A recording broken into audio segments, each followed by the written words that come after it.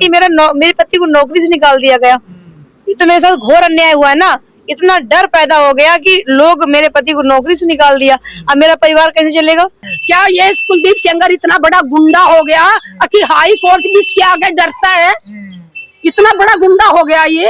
बेटियों को किडनैप करो, बेटियों को रोन दो, बेटियों का बलात्कार करो और जब दिल का चाहे जेल के दरवाजे खोल के बाहर आ जाओ। बीजेपी से जुड़े हैं इसलिए, इसका मतलब जो बीजेपी ज्वाइन करेगा वो ही देश में सुरक्षित रहेगा। बाकी ना तो कोई बेटी सुरक्षित है ना कोई बच्चे सुरक्षित है। जिसने किसी बेटी का बलात्कार किया हो वो कितना भी साफ सुथरा बनने की कोशिश करे वो पाप कभी धुल नहीं सकता। जिसने बेटी की इज्जत लूटी, क्या उस बेटी की इज्जत वापस आएगी?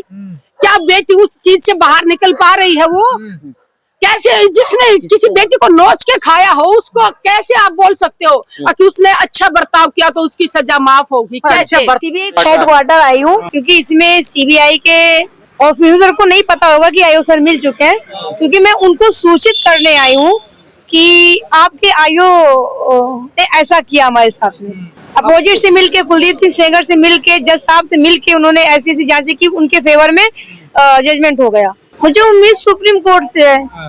सुप्रीम कोर्ट सभी को न्याय देता है। सुप्रीम कोर्ट जज साहब अगर गलत करेंगे तो उन्हें भी जेल में डाल के हमें न्याय देगा हमें, क्योंकि इसमें जज साहब पैसों में बिक चुके थे। पर सरकार तो बड़ा नारे देती है, बेटी बचाओ बेटी पढ़ाओ। बेटी बचाओ मेरी सरकार नारा दे रही है, मेरी सरकार नारा दे रही, मैं मानती हूँ, लेकिन मेरे महाराज जी का कहना है, मुख्यमंत्री जी का, महाराज जी का, कि अगर बेटी की तरफ कोई आंख उठा के देखता है तो उसे यमराज इंतजार करेगा। अगर मैं महाराज जी से यही कहती हूँ, खास अगर ये 2017 में लागू कर देते तो आज मुझे न्याय मिल जाता। पर उन्हीं योगी जी के नेता दया शंकर वो तो कह रहे हैं अच्छा हुआ है जो जमानत मिल गई। अच्छा हुआ है तो ठीक है, उनके भी घर में बहन बेटियां क्या पता ना हो, बे औलाद हो, उनके घर में औलादे ना हो, बहन ना हो, बेटी ना हो। मैं तो कहती हूँ अपनी बहन बेटी के साथ में रेप करा के देखिए ना, कितना कष्ट होता है। अगर नहीं कष्ट होता है, अपनी बहन बेटियां बाहर निकालो, रेप कराइए, देखो अच्छा लगता है।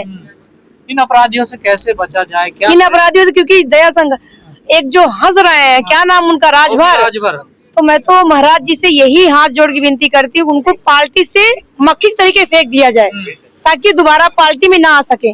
ऐसी बहन बेटियों को पार्टी में जगह दे कि जो देश की बेटियों को न्याय दिला सके, आपका नाम ऊंचा कर सके, आपका सर ऊंचा कर सके, आपको इस देश में आगे बढ़ा सके।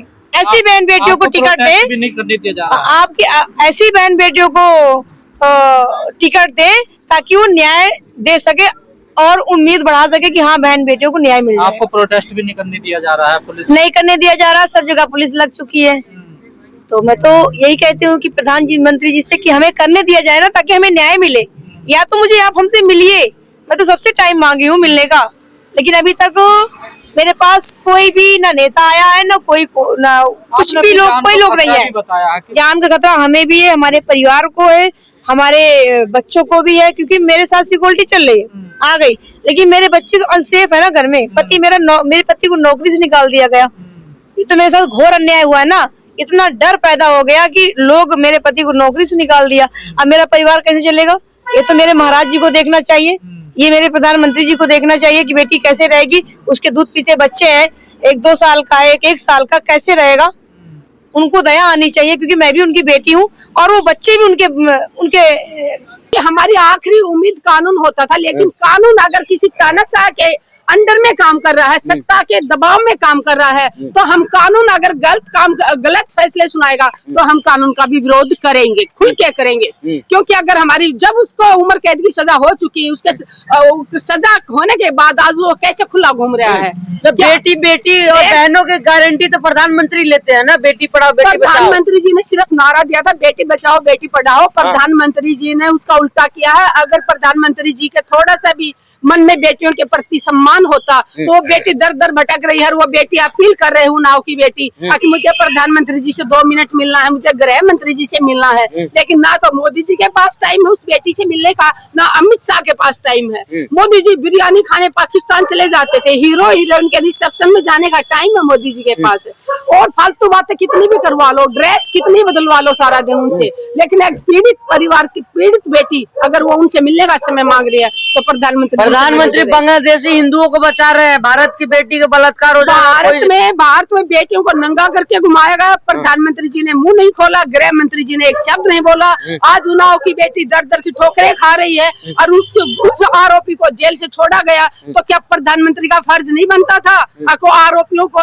योगी जी से भी पूछना चाहती हूँ। योगी जी ने कहा था कि अगर कोई बेटियों के साथ छेड़खानी करेगा, बेटियों का कोई बलात्कार करेगा तो अगले चौराहे पे यमराज मिलेंगे। योगी जी यमराज जी को बाहर भेजिए, जल्दी से यमराज जी को भेजिए। अभी कुलदीप सेंगर बाहर आ चुका है तो उसको कहाँ यमराज क्यों नहीं पकड़ रहे आपके? तो क्या ये अगर वो मुस्लिम होता है अपराधी तो आप बड़ा वाई वाई करते, हो सकता है आप मिलने का टाइम भी देते पीड़िता को, लेकिन एक अगर वो हिंदू है या आपकी पार्टी से जुड़ा है तो आप उसके समर्थन में मुंह बंद करके बैठे हुए हैं।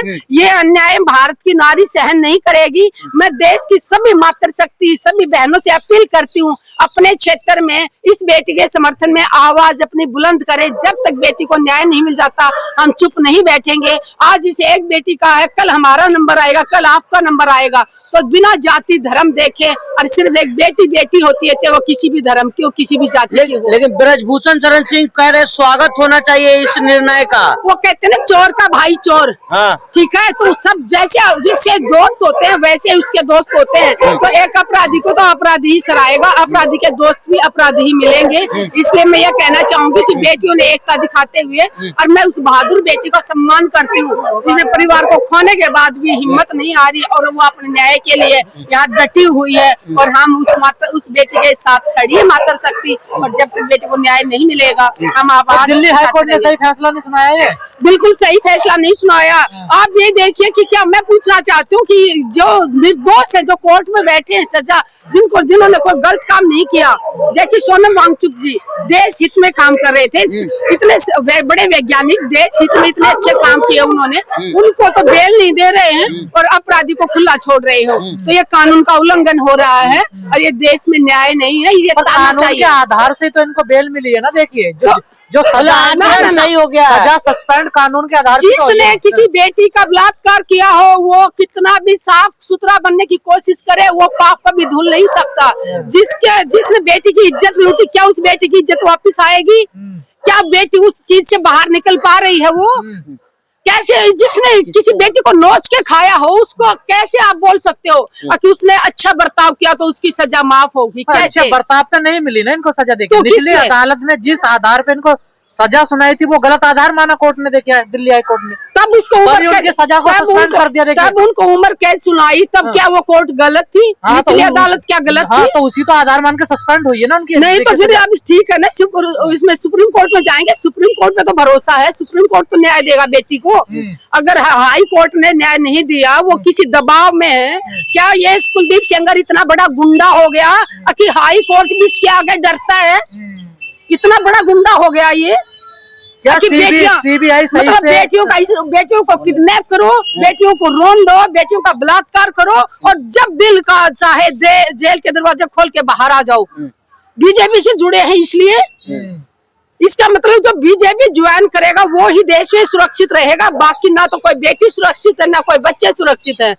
इन्होंने सिर्फ हिंदू मुस्लिम कर करके देश का नाश कर दिया है। और बेटियों के लिए मैं सभी से बार बार अपील करती हूँ कि आप एक हो जाओ। बेटी को न्याय नहीं मिलता जब तक हम सब बेटी के साथ खड़े हैं। और बहुत बहादुर बेटी है जो अपने हक के लिए, नहीं तो कोई भी ऐसी कमजोर बेटी होती जिसने अपने बाप को खो दिया, इन गुंडों ने मरवाया, और जिसने अपने कई सारे रिश्तेदारों को खोया, उसके बावजूद आज वो बेटी हिम्मत नहीं आ रही है और अन्याय के खिलाफ बुलंद आवाज कर रही है। तो हम सब बेटी के साथ। लेकिन मैम क्या आप कहना चाहिए, अगर कुछ खास नाम वाले लोगों पे कार्रवाई होती है तुरंत, अगर इसी की जगह अगर सेंगर की जगह कोई खान पठान होता, कब का न्याय मिल चुका होता? अगर कोई खान अहमद होता तो कब का न्याय मिल चुका होता? ये सिर्फ जो मुस्लिम का नाम कहीं मिल जाए वहाँ सारे बीजेपी के मधुमक्खी की तरह आ जाएंगे। और जहाँ पे चला गया कि बीजेपी क्या किसी का नाम आ गया, इनको सांप सूंघ जाता है। न कोई ट्विटर पे लिखेगा, न कोई मीडिया में बात करेगा, डिबेट में नहीं आ रहे हैं। क्यों? क्यों इनकी बोलती बंद होगी, क्यों इनके प्रवक्ता क्यों टीवी से भाग रहे हैं? क्योंकि उनका अपना लोग है, अपनी पार्टी से जुड़े लोग हैं। और देखा जाए तो जहाँ पे भी अपराध होते हैं, जहाँ पे भी बलात्कार के केस आते हैं, सबसे पहला नाम बीजेपी से तार जुड़े होते हैं और प्रधानमंत्री जी उनके साथ खड़े मिलते हैं। वो एक रेवन्ना क्या नाम था, 3-4 हजार उसके वीडियो मिले थे, उसके साथ मोदी जी कह रहे कि इस महान आदमी के लिए वोट दो, उसके लिए वोट मांगे। एक धीरेन्द्र शास्त्री है जो महिलाओं को कहता कि जिसके गले में मंगलसूत्र ना हो, मांग में सिंदूर ना हो, तो सोचो वो प्लॉट खाली है। मतलब धीरेन्द्र शास्त्री की इतनी घटिया सोच है कि महिलाओं की कंपेयर वो प्लॉट से कर रहा है। प्लॉट को हम खरीद सकते हैं, बेच सकते हैं, तो क्या महिलाओं को बेचने की और खरीदने की चीज बना दी? और सुनो, उसको मोदी जी कहते हैं कि ये धीरेन्द्र शास्त्री मेरा छोटा भाई है। देश में वो धीरेन्द्र शास्त्री बोलता है हिंदू राष्ट्र बनाएंगे। दुबई में जाके वो अपने मुसलमान भाइयों के साथ बड़ा सेफ महसूस करते हैं, वहाँ नमाज पढ़ते हैं, वहाँ मुसलमान भाइयों के साथ रहते हैं। और अपने देश के मुसलमानों से, बाहर के जो मुसलमान हैं वो कोई ऐसे कहीं से आके नहीं बसे थे, वो इस देश के थे। देश की आजादी में उन्होंने अपना खून बहाया था, कुर्बानी दी थी। जिसको अलग मुसलमान जिनको जाना चाहता था वो पाकिस्तान चले गए। यहाँ जो रहे थे वो अपनी मर्जी से रहे थे, अपने दम पे रहे थे। इस देश को आजाद कराने के लिए उन्होंने अपना खून बहाया था। तो ये देश किसी के बाप का नहीं है। यहाँ पर रहने वाले चाहे हिंदू हो, मुस्लिम हो, सिख हो, सभी का अधिकार है और संविधान ने हमें हक दिया है। तो कोई किसी के बाप में इतना दम नहीं कि किसी को यहाँ से। लेकिन योगी जी के मंत्री ओम प्रकाश राजभर हंस रहे हैं, दांत निकाल के मतलब उसका चेहरा देख के लग रहा था कि कितना घटिया इंसान है। मुझे तो डर लगता है कि उनके घर की बेटियां सेफ होंगी। जिस इंसान की सोच ऐसी होती है, मुझे तो ये चिंता उनके घर में पैदा होने वाली बेटियों की हो रही है कि क्या ऐसे नेताओं के घर में, रिश्तेदारों में जो बेटियां हैं, क्या वो सेफ? योगी जी इनका इलाज नहीं करें क्या? योगी जी किसी का इलाज नहीं करेंगे। योगी जी को तो बस एक मुसलमान से दिक्कत है। फल फ्रूट बेच रहा है मुसलमान, तो उसको बेचने नहीं देंगे। कोई कमा के खा रहा है, रोजगार कर रहा है, तो उनकी रेडियो पे बुलडोजर चलाएंगे। योगी जी बुलडोजर भेज दीजिए ना कुलदीप सेंगर के घर पे। कहाँ है आपका बुलडोजर? आप हर गरीब के घर पे बुलडोजर भेजते हो, तो एक गुंडे के घर पे बुलडोजर भेजने में आपको तकलीफ हो रही है। आप